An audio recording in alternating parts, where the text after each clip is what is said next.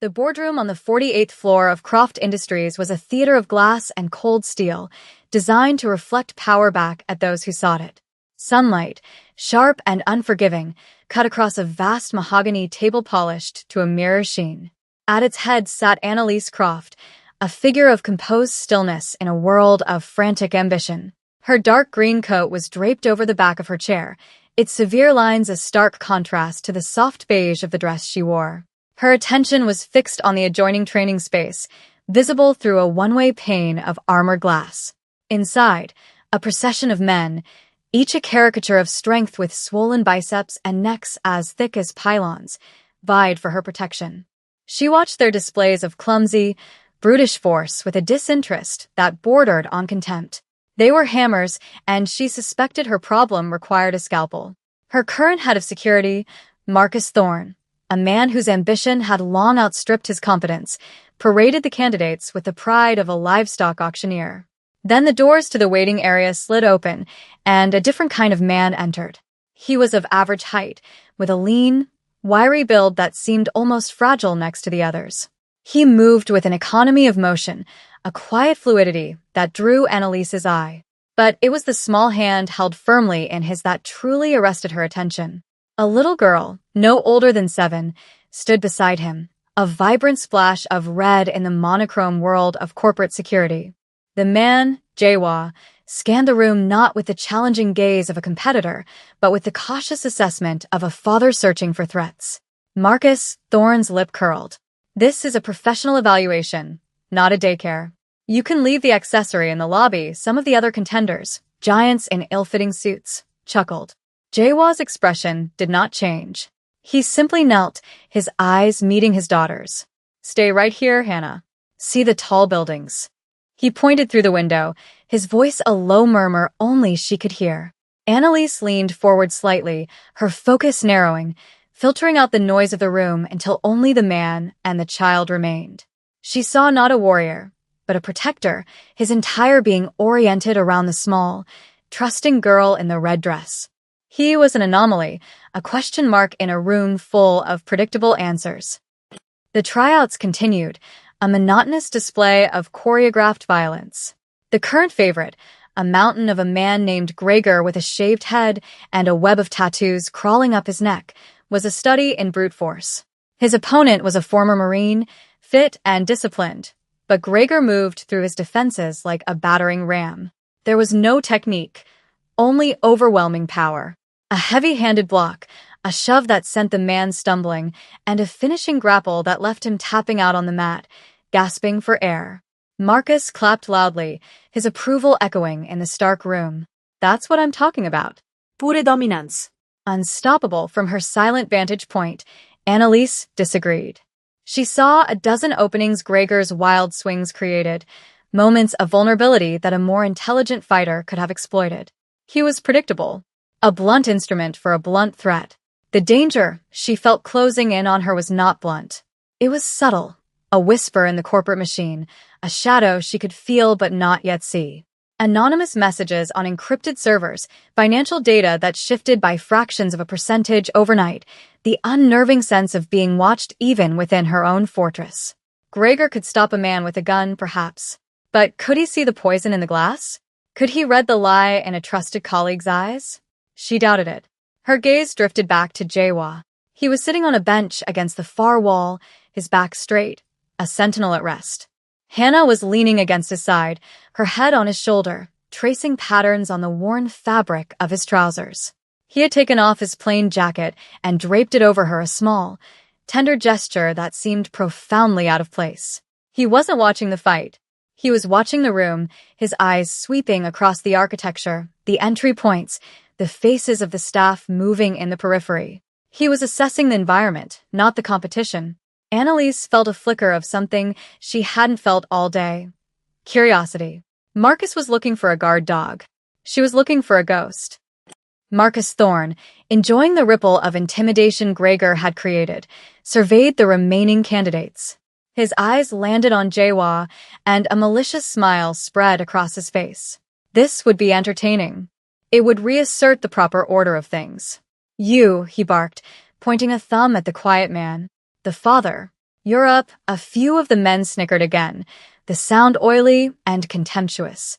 Gregor, still breathing heavily from his previous exertion, rolled his thick shoulders and grinned, seeing an easy finish. Jawa showed no reaction. He looked down at Hannah, his expression softening.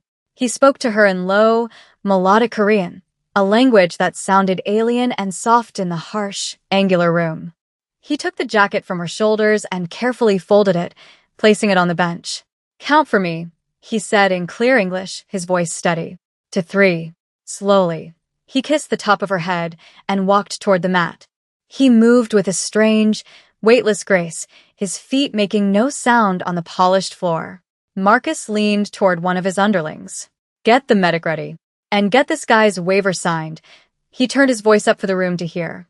"Try not to get hurt in front of your kid." Jawa stepped onto the mat, his posture relaxed, his hands loose at his sides. He faced Gregor, a man who outweighed him by 100 pounds of solid muscle. He gave a short, formal bow, a gesture of respect that Gregor answered with a belligerent snort. Hannah's voice, small and clear, echoed in the sudden quiet. One Gregor charged.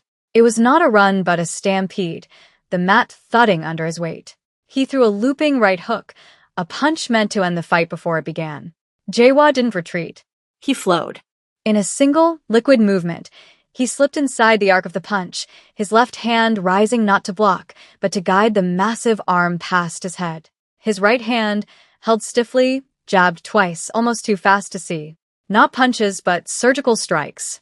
The first to the floating ribs, the second to the brachial plexus nerve cluster in Gregor's shoulder. A jolt of white-hot agony shot down Gregor's arm, making it go instantly numb and useless. His momentum carried him forward, stumbling. Jawa pivoted on the ball of his left foot, his body a whisper of movement. His right elbow came up in a short, brutal arc, connecting precisely with the mastoid process behind Gregor's ear. Gregor's eyes rolled back in his head. He crumpled, not falling but folding, his body collapsing onto the mat like a dropped coat. 2. A profound, echoing silence descended upon the room. It was heavier than the thud of Gregor's unconscious body, thicker than the scent of sweat and fear. The men who had been smirking moments before now stared, their mouths slightly agape, their minds struggling to process what their eyes had just witnessed. It had been over in less time than it took to draw a breath. There had been no struggle, no contest. It was like watching a surgeon remove a tumor, an act of clean, absolute, and terrifying precision. Marcus Thorne's face was a canvas of shock, the smug certainty draining away to be replaced by a pale, slack-jawed confusion. His authority, built on the currency of predictable strength, had just been rendered worthless. He looked from Gregor's still form to the unassuming man standing over him, and for the first time, a flicker of genuine fear entered his eyes. He saw not a competitor, but an executioner. Jawa did not gloat. He did not even look at the fallen giant at his feet. His gaze was already back on his daughter. He stepped off the mat, his movements as unhurried and deliberate as before. He walked to the bench where Hannah sat, her eyes wide not with fear, but with a kind of solemn understanding. 3, she said, her voice soft but firm, completing her task. Jawa picked up his jacket and gently placed it back over her small shoulders, pulling the collar up around her neck. He was a father again. The brief, violent interruption was over. The whole world, for him, had contracted back to this single point of contact, his hand resting on her shoulder. The rest of the room, the stunned faces, the downed opponent, might as well have been on another planet. From behind the glass, Annalise Croft stood up. The movement was sharp, decisive. She pressed a small button on the console in front of her, and her voice, calm and laced with ice, filled the training room. "Mr. Thorne, my office." Now, her command cut through the paralyzed atmosphere like a blade. Marcus flinched as if struck. Annalise's gaze then moved, locking onto Jawa. "You," she said, her voice leaving no room for argument. "Wait here." She turned and walked out of the observation room, her heels clicking with sharp authority on the marble floor. Annalise's office was an extension of her mind, ordered, expansive, and with a view that stripped away all trivialities. The city spread out below the floor-to-ceiling windows, a complex machine of interlocking parts. Marcus Thorne stood before her desk, looking small and flustered, the sheen of sweat on his forehead visible even in the cool, filtered light. An accident, he stammered, his hands fidgeting. A lucky shot. The man has no discipline. He's a street brawler. We can't have someone like that protecting you. It's a liability. Annalise let the silence stretch, watching him unravel. She had inherited Marcus from her father, a legacy of a blunter, more straightforward era. Her father had needed a man who could handle bar fights and paparazzi. She needed someone who could navigate a boardroom assassination. A lucky shot, Marcus, she finally said, her voice dangerously quiet. I saw no luck. I saw efficiency. I saw an opponent neutralized with minimum effort and maximum effect. I saw a man who understood leverage and anatomy. What you call a street brawler, I call precise. She gestured vaguely toward the window. The threats against this company, against me, are not coming from brawlers. They're coming from whispers in hallways. They're coming from encrypted files and compromised accounts. They're subtle. And your candidate for dealing with this subtlety was Grigor? The name hung in the air, an accusation in itself. Marcus flushed a deeper shade of red. He is physically imposing. A deterrent. He is a scarecrow, Marcus. And we're not being attacked by crows. She picked up a single, unmarked data chip from her desk. This arrived yesterday. Bypassed all your firewalls. All your protocols. It contains a schematic of my entire travel itinerary for the next month, including 2 trips that were never entered into the official system. Explain that. Marcus stared at the chip as if it were a snake. He had no explanation. He was a man of fences and locks in an age of digital ghosts. He was obsolete, and in that moment he knew it. Annalise's eyes were cold. The man downstairs, the father you were so quick to mock, saw more by watching the room for 5 minutes than your team has seen in 5 weeks. He wasn't watching the fight. He was watching the exits. He was watching the staff. He was watching everything except what you wanted him to watch. I want competence, Marcus. I don't care what package it comes in. Annalise swept back into the training room, her presence immediately silencing the low murmurs that had started to bubble up. The other candidates, who had been staring at Jae-wha with a mixture of awe and suspicion, now averted their eyes as she approached. She gave a curt nod to one of Marcus's subordinates. The evaluation is over. Thank you for your time. You may all leave. There was a clumsy shuffle as the large men collected their belongings, eager to exit a room that now felt charged with an unfamiliar tension. They gave Jae-wha a wide berth, as if he were surrounded by an invisible field of danger. Soon, the vast space was empty except for 3 people: Annalise, Jae-wha, and Hannah, who was now quietly drawing on a discarded notepad with a pen she'd found. Annalise stopped a few feet from him. Your file says you were in the Republic of Korea Army. Special Forces. Jae-wha met her gaze. His own was unnervingly still, revealing nothing. A long time ago, that wasn't army training, she stated, not a question but a fact. He didn't reply, his silence a confirmation. Who are you? I'm a man looking for a job, he said, his voice even. I need to provide for my daughter. Annalise studied him, recognizing the tactic. He was building a wall of simplicity, daring her to look past it. She knew there were layers of darkness and violence in his past that he would never willingly reveal. But she also saw the truth in his last statement. His devotion to the child was the one authentic thing about him. That was his anchor, and perhaps it could be hers as well. The position is yours, she said abruptly. Jae-wha's eyes flickered with something, surprise or perhaps regret. He looked at Hannah, a silent conversation passing between them. The job requires constant proximity. I cannot be separated from my daughter, I'm aware, Annalise said. There is a residential suite on the 40th floor. 2 bedrooms, kitchen, private elevator access. It will be yours. I'm also arranging for a private tutor. She can have a structured education. Here, where you can see her, she saw the shift in his posture, the slight relaxing of a tension she hadn't even noticed was there. She hadn't just offered him a job, she had offered him a fortress for his child. It was a masterstroke of perception, appealing not to his greed or his ego, but to his single, overwhelming vulnerability. He gave a slight, almost imperceptible nod. I accept. The apartment on the 40th floor was a cage of minimalist luxury. White walls, chrome fixtures, and windows that showcased the sprawling city like a living painting. It was clean, sterile, and soulless.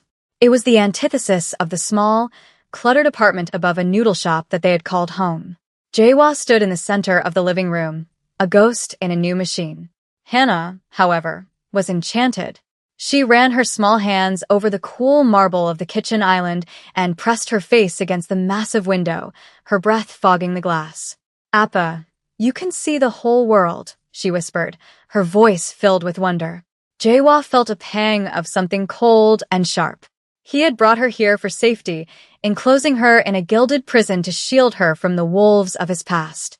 He had traded her freedom for her security. His first day on the job was a study in invisibility. He wore a simple dark suit, but it fit him differently than the others. Where their suits were armor, his was a shadow. He didn't follow Annalise, he preceded her. He moved through the gleaming corridors of Croft Industries not as a guard, but as an advanced scout, his senses on a razor's edge. His eyes didn't just see, they cataloged. He noted the janitorial staff, their routines, their access levels. He saw the slight tremor in the hand of a junior analyst delivering a report to Annalise, a tremor that spoke of fear, not just nerves. He observed the patterns of movement in the executive wing, the flow of information, the subtle hierarchies of power and influence that existed outside the official org chart. Marcus Thorne and his team saw threats as men with guns. Jae-wha saw threats in a misplaced pen, a diverted glance, a conversation that stopped too abruptly when he entered a room. In the afternoon, he stood by the window of Annalise's office while she conducted a series of video conferences. He wasn't watching her. He was watching the reflection in the glass, monitoring the hallway behind him, the elevators, the entire ecosystem of the floor. He was a predator learning the rhythms of a new jungle, identifying the scent of other, more dangerous predators hiding in plain sight. He was home. Alistair Finch, a senior member of the Croft Industries board, moved with the predatory grace of a shark gliding through calm water. He was handsome in a way that spoke of old money and expensive schools, his suit perfectly tailored, his smile a disarming weapon. He entered Annalise's office carrying a leather-bound portfolio, his demeanor one of concerned partnership. "Annalise, my dear," he began, his voice smooth as silk. "I just wanted to touch base on the Omnicorp merger. There are some troubling undercurrents we need to discuss." Annalise greeted him with cool professionalism, gesturing for him to sit. Jae-wha stood near the door, motionless, his presence as unobtrusive as a piece of furniture. Alistair glanced at him for a fraction of a second, a flicker of dismissal in his eyes, before turning his full attention back to Annalise. He was the polished adversary, a man who used the language of collaboration to mask his ruthless intent. He spoke of synergy and market consolidation, but Jae-wha heard the subtext of annexation and control. He watched Alistair's body language, a language more honest than his words. The easy confidence in his posture, the way his hands were steepled, a gesture of innate superiority. But there was a tell. When Annalise pushed back on a particular point, questioning the valuation of an Omnicorp subsidiary, Alistair's smile tightened for a barest fraction of a second. A micro-expression of contempt, so fleeting it was almost subliminal. But Jae-wha saw it. He saw the predator's frustration when the prey refused to walk meekly into the trap. The meeting concluded with handshakes and false promises. As Alistair left the office, Jae-wha's eyes followed him. In the hallway, Alistair paused, ostensibly to check his watch. At that moment, Marcus Thorne rounded the corner. Alistair accidentally bumped into him, a clumsy, staged encounter. "Marcus, so sorry," Alistair said, placing a hand on Thorne's arm to steady him. "Lost in thought. No problem, Mr. Finch," Marcus replied, his tone deferential. The exchange lasted no more than 5 seconds. A hand on an arm. A shared, meaningless glance. But Jae-wha saw the discreet pressure of Alistair's thumb on Thorne's wrist, a signal. He saw the almost imperceptible nod Marcus gave in return. It was not an accident. It was a confirmation. A pawn acknowledging his master. The pieces on the board were beginning to reveal themselves. The burn of the threat was slow, a creeping heat that was now beginning to lick at the edges of their gilded sanctuary. The next evening, As Annalise prepared to leave for a charity gala, Jawa conducted his final sweep. Marcus's team had already given the car their standard, perfunctory check. Jawa's inspection was different. He didn't just look, he felt. He ran his fingers along the undercarriage, his touch as sensitive as a surgeon's. He checked the pressure of the tires not with a gauge, but with the calibrated force of his thumb. And then he found it. Tucked behind the front left wheel, almost invisible against the dark metal, was a small, freshly scored mark on the hydraulic brake line. It was a professional job, a deep cut designed not to sever the line immediately, but to cause it to burst under the repeated pressure of high-speed driving on the freeway. It would look like a catastrophic mechanical failure. Un tragique accident. He straightened up, his face impassive, but his mind was a storm of calculations. The gala was across town. The route involved a long stretch of open highway. The failure would have occurred at maximum velocity, leaving no chance for survival. He walked to the driver, a man from Marcus's team, who was polishing the hood. "The car is not secure," Jawa said, his voice flat. The driver scoffed. "We just cleared it. It's clean." Jawa didn't argue. He simply opened the passenger door as Annalise approached, her evening gown shimmering under the garage lights. "We will take the backup vehicle," he stated. Annalise paused, seeing the absolute certainty in his eyes. She trusted that stillness more than all of Marcus's blustering assurances. Why? The brake line has been compromised. A cold dread washed over her. This was it. The abstract threat made real and immediate. She nodded, her trust in him absolute. Later that night, after a forensic analysis confirmed the sabotage, she summoned Marcus to her office. He was pale and defensive, offering a litany of excuses. It must have been a manufacturing defect. "My men are thorough." Annalise looked at him with cold pity. "You are not just incompetent, Marcus. You are a liability. You are a locked door with a key left in it. You're fired. Get out of my building." He was no longer just a fool. He was a potential accomplice, a blind spot through which the real danger could crawl. Her world had shrunk.